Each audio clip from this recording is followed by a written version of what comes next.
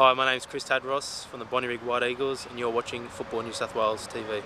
I love the IGA National Premier Leagues. Well, despite being a cold and wet weekend, the action on the pitch was simply red hot, with another round of stunning football action. Traditional rivals clashed as Marconi met Sydney Olympic, Rockdale hoped to get back to winning ways against Manly, APIA-Leichhardt was searching for 3 points against Sydney United 58, and first played second in a blockbuster match of the round as the Sutherland Sharks met Bonnyrigg. That's all exclusive to Football New South Wales TV. This is the IGA National Premier League New South Wales Men's 1. The Blacktown Spartans were looking to assist their climb up the table with 3 points against the South Coast Wolves, and they made the dream start after they won a penalty in the 13th minute after Zach McKenzie was judged to have handled the ball in the box. Phil Macri stepped up and fired home to give the Spartans the lead.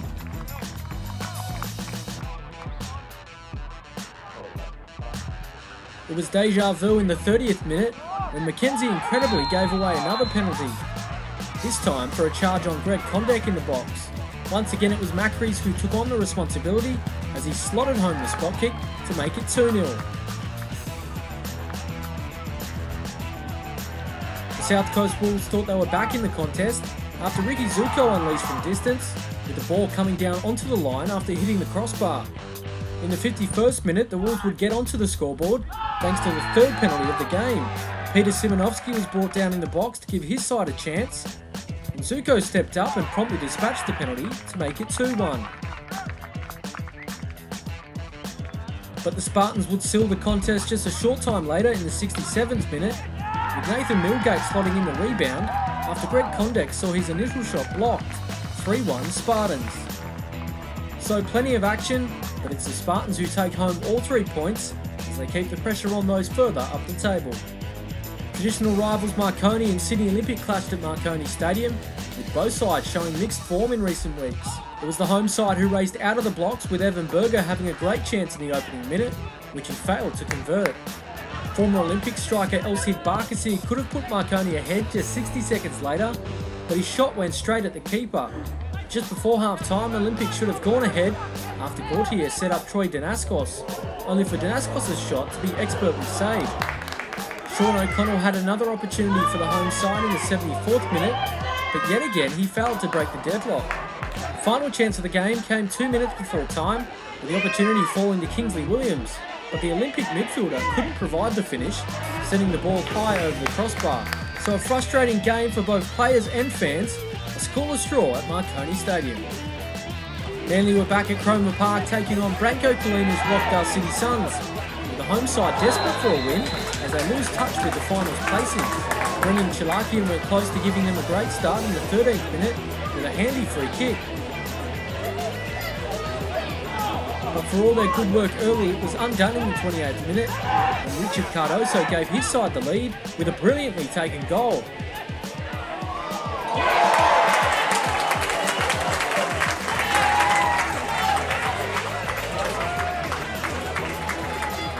That lead would last well into the second half, until Danny Grant popped up for the home side, who finished well to bring the sides level.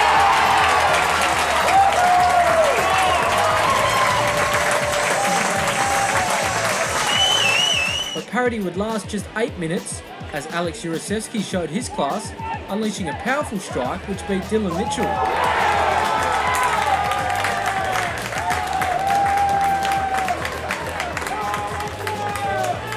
The icing was put on the cake 5 minutes before full time, and the Suns won themselves a penalty.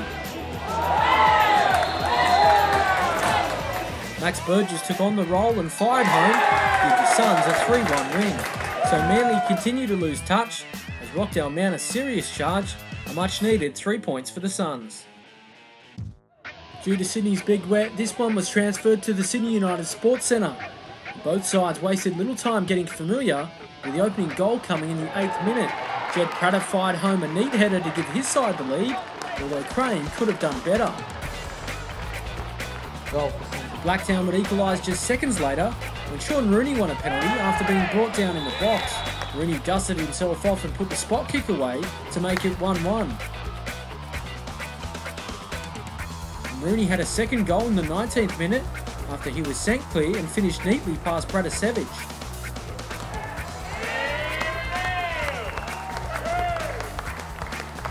Second goal for Blacktown City. And the Mariners went on a quick breakaway and Bradley McDonald slotted home.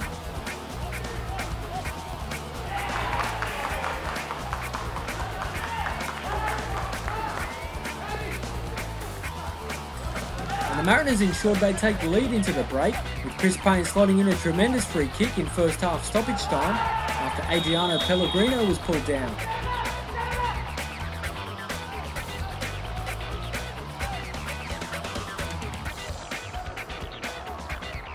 The Mariners were in dreamland in the 67th minute as they made it 4-2, Jed Prater nabbing his second of the game.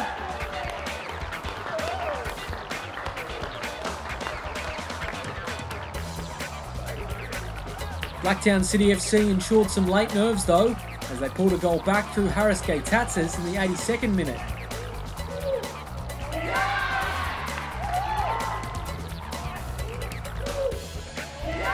But that resistance was emphatically rubbed out when Matt Crowell smashed in the Mariners' 5th goal to ensure all 3 points. So 8 goals in all, great entertainment for the fans, and a stunning performance from the Mariners. APIA have been impressive in recent weeks but failed to take any points, and are hoping to reverse the trend against City United 58. They made a shocking start to that though, as the home side went in front in just the 2nd minute through a Glenn Trefiro header. They had a second goal in the 11th minute when Luka Glavas expertly finished across from Robbie Molesky.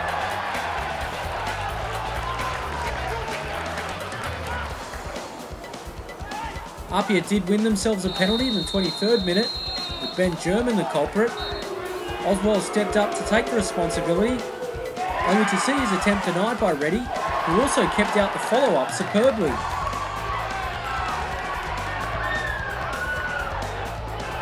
Just before half-time, APIA did take a goal back, and Michael Horishuk volleyed home.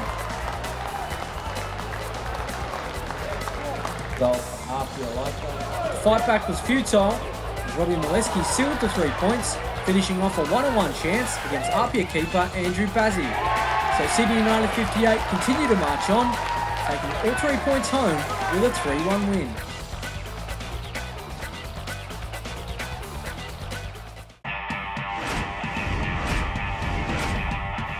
Time now to go to Seymour Shore for our blockbuster match of the round between the Sutherland Sharks and the Bonnyrigg White Eagles. They turned on an absolute thriller earlier this season, and let's see what's in store this time.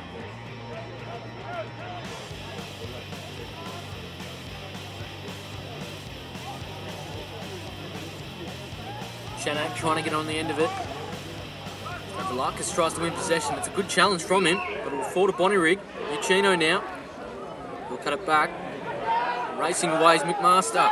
He looks up. He's got support. Alassi. What can he conjure from here? He's going to shoot Alassi. Good save from Nash. So here is Uchino. Now Fondike. Chanak. Chanak's got some room to move. Though he loses possession now. Stavroulakis on the ball. Links up nicely. That's Nick Ass. On halfway. Now Gordon. Sharks can work something. Still going, Gordon. Through the middle. Is he going to pull the trigger? Matthew Gordon! Oh, what a strike! What a goal from Matthew Gordon. And the Sharks have the lead inside 6 minutes. It's a stunning strike. As we look at the replay, they just didn't pick him up. They let him run. He ran all the way to the edge of the 18-yard box and simply did the rest. As we look at the in-goal replay, they just didn't pick him up. They allowed him to run with the ball up the field.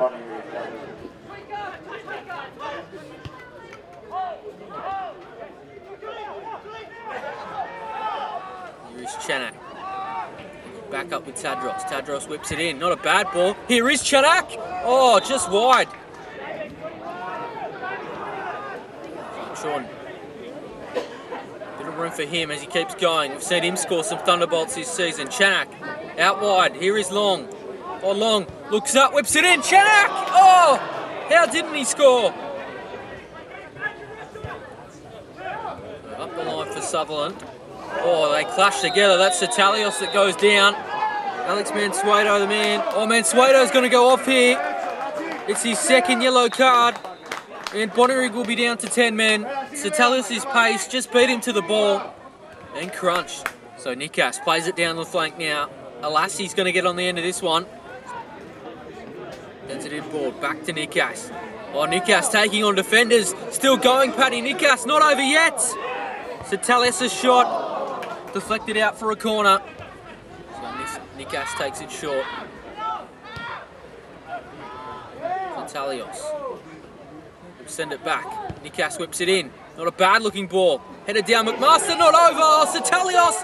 Oh, still around Alassi. Well, what about the save from Matthew Nash? Probably two of the best saves you'll see this season.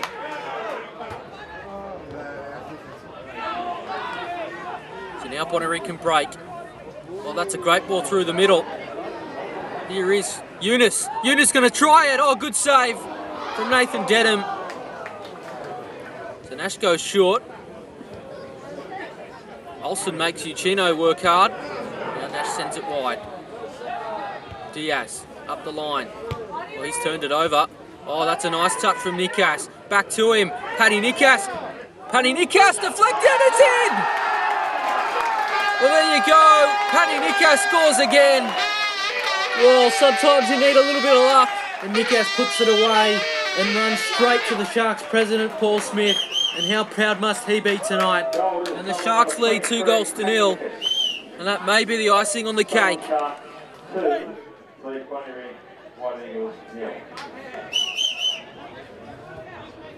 So Denham sends it long.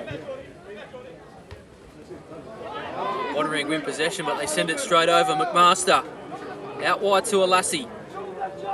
He's got numbers in the middle. Links up with Nikas. Nikas cuts it back. Oh, bobbing around. Here's the chance. Still there, Jurasevski. 3-0 to the Sharks. That will be 3 points secured. And Bonnyrigg just caught with numbers forward as they try and get back into this game. McMaster unselfishly played in Jurasevski, and he did the rest. McMaster now. He finds Alassi. Over halfway, nice turn from him. Alassi's got support in the middle. He's going to go himself, Alassi. Here is Alassi! Oh, what a goal! Lovely taken strike. An emphatic finish. That will certainly wrap up all 3 points. An emphatic exclamation mark on this one from Nathan Alassi. As we look at the replay, once again, just allowed too much room. And he worked his way to shooting range and did the rest. So that's full time here at Seymour Shore, and what a performance from the Sutherland Sharks. It was a blockbuster match of the round, 1v2. The Sharks will go 4 points clear at the top of the table, and they'll send an emphatic message to the rest of the competition. They are the team to beat this season. What can I say? 4 goals. Sutherland deserved the win. I thought we battled for a long period there, but unfortunately towards the end we copped a couple of goals, but that's football. We have to learn from that and hopefully go forward. Obviously the send-off didn't help, but playing with the 10 men seemed to lift the tempo a bit for you guys, and you were really pressing at one stage. Yeah, you're 100% right. We've got a good bunch of boys here, got a good squad. We're very determined to do well this year. And it just goes to show how, even with a man down, we all stuck together and pulled through. Yeah, it's one of those things, I guess, with a result. But I'm sure we'll be there come final time. Brian, not the result you're looking for tonight in the top of the table class. No, definitely not the result. I was, believe it or not, I was happy with the performance. I thought we dominated the game for long spells, and just a couple of decisions went against us. And obviously we've gone to 10 men, and we made a bit of mistake for the second goal, and then it was all over. Even up to the point where the send-off did happen, it seemed that the team lifted the tempo somewhat, and perhaps could have drawn level at that point. We dominated the first half. I mean, after we lost the goal, I think Sutherland had one chance at goal, and we had plenty of chances. We had enough chances, and I thought we dominated possession. They couldn't get the ball off us. Looking at the table now, it's a 4-point gap with Sutherland, but we still have a couple of rounds to make that up. I said to the boys after the game, there's a long way to go. You know, we're 4 points behind Sutherland, but there's a lot of tough games for both of us. I mean, we'll just look. We've got a week off now of a rest, and we'll get ready. We've got Rockdale at home in 2 weeks, and we'll be ready for that game. Sutherland Sharks coach Robbie Stanton. Robbie, congratulations on a great result for Sutherland tonight. Yeah, it was a good result. Probably the performance wasn't as good as what we'd like to, but definitely the result. But you know, I was really pleased with the players, how they continued to push and try and do the things we speak about all the time. You know, Bonnyrigg have been bench setters for the last couple of years, and you can see that even with 10 men, they were still very strong. It took us a while to really put them to bed in the end, but yeah, I look very happy with it. You know, the stuff we've been working on the last 2 years, we've established some key things we wanted to get laid down with our team. So when new players come in, it was an easy transition, and the players we went for were players that could play that style of football. So we suffered a little bit early, but you know, now we're in a position where it's we're getting better and better at it, and we're evolving as a team. So our style of play is evident tonight. You know, maybe not as good as what we'd like to, but you got to remember you're playing probably the team that sets the benchmark in the last 2 years. So yeah, but yeah, we've got a lot of work on it. The win, as you said, it was a great performance. Tough opponent, obviously. How did you see the match unfold, especially after the red card, where you guys had the extra man, but Bonnyrigg started to press a bit more? Yeah, of course. You know, Bonnyrigg's a team that doesn't stop. You know, they'll go 90+ minutes. You know, if you've seen a lot of their games in the last couple of years, they've won a lot of games in the dying stages because they're a team that doesn't give up. So we knew that. Happened obviously first round, where we sort of gave the lead away with about 5 minutes to go. So it was in the back of our minds. We sort of stuck to our game plan towards the end, and then we're lucky enough to get the 3 points. Well, looking at all the results now for round 16, and the shock of the round came in our match of the round, as the Sutherland Sharks powered past the Bonnyrigg White Eagles 4-0. The result sends a clear message to the rest of the competition. The Sharks are firing and are the team to beat this season. Well, looking at the table now, and the Sharks win gives them a handy break at the top. They're now 4 points clear of Bonnyrigg in second. Blacktown City FC are still in third, with Rockdale City, Sydney Olympic, Marconi and the Blacktown Spartans all evenly poised, while Manly in ninth spot with 14 points can pretty much concede they won't play finals this season. Well, of course, all the interest next weekend is on the Waratah Cup final between the Sutherland Sharks and the APIA-Leichhardt Tigers at Seymour Shore. APIA-Leichhardt are in their second consecutive final, and the Sharks have won this competition before, so expect some fireworks next Sunday. There will be a catch-up fixture next weekend though, as the Central Coast Mariners Academy take on Sydney United 58 at Plume Park. For all the information regarding catch-up fixtures, make sure you keep an eye on the Football New South Wales website. See you then. Football New South Wales would like to thank its sponsors, IGA and Super IGA, Subway, Coca-Cola, Elastoplast, Foxtel, Hummel and Nike, the official ball sponsor of the IGA New South Wales National Premier League's Men's 1.